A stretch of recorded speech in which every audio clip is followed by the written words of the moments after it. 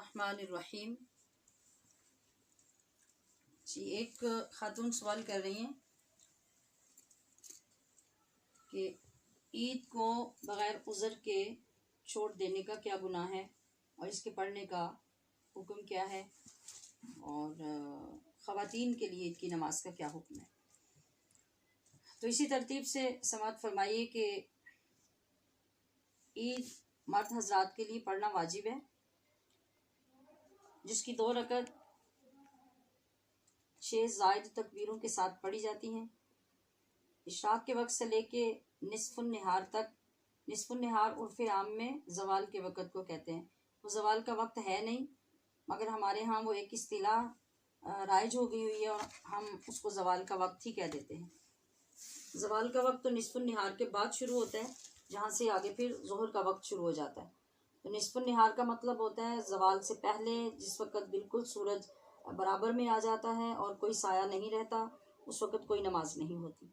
तो उससे पहले तक ईद की नमाज अदा करने का वक्त होता है, लेकिन वो नमाज चूँकि जमाअत के साथ अदा होती है, लिहाजा जो जिसके इलाके में नमाज का वक्त अनाउंस किया जाएगा उसके मुताबिक ही वो जाकर नमाज अदा करेगा। तो जिस तरह किसी भी वाजिब काम को या वाजिब नमाज को छोड़ने का गुनाह होगा, ऐसे ही ईद की नमाज को बिला उज़र छोड़ देने का गुनाह मिलेगा। ईद और जुमे की नमाज के अहकाम तकरीबन मिलते जुलते हैं। जैसा कि जुमअतुल मुबारक के लिए नबी अलैहिस्सलातु वस्सलाम का इरशाद गिरामी है कि जिस शख्स ने बग़ैर उज़र के 3 जुमे छोड़ दिए वो हम में से नहीं। और इसी तरह से ईद तो वैसे ही साल के बाद 2 मरतबा आती है, एक ईद उल फितर और एक ईद उल अज़हा।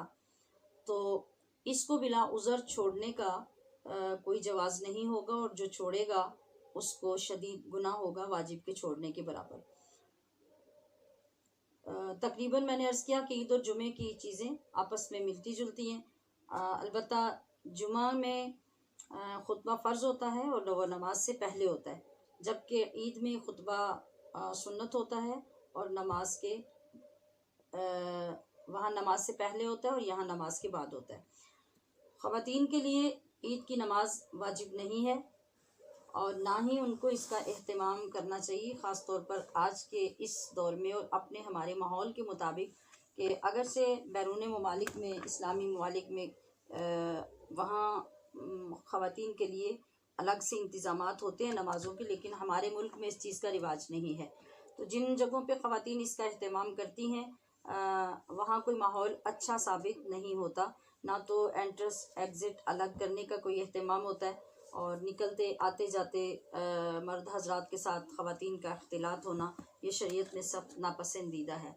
तो वैसे भी ख़वातीन पर ईद की नमाज वाजिब नहीं है, तो उनको जो काम करना चाहिए वो बेहतरीन ये है कि जब मस्जिदों में ईद की नमाज़ें हो जाएं, उसके बाद घरों में वो ख़वातीन 2 नवाफिल पढ़ें, 4 नवाफिल पढ़ें, अल्लाह की बारगाह में तौबा करें और वो नमाज पेश करके 3 तस्बीहात सुब्हानल्लाहि व बिहम्दिही पढ़ें और आका सल्लल्लाहु अलैहि वसल्लम की तमाम उम्मत को उसका सवाब भेजें, और रमज़ान मुबारक में जो की गई इबादत होती है उसको भी पेश करें और उसकी कबूलियत की दुआ करें।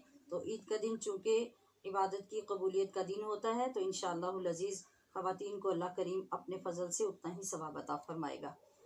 हाज़ा मा इंदी, अल्लाहु व रसूलुहु आलमु बिस्सवाब।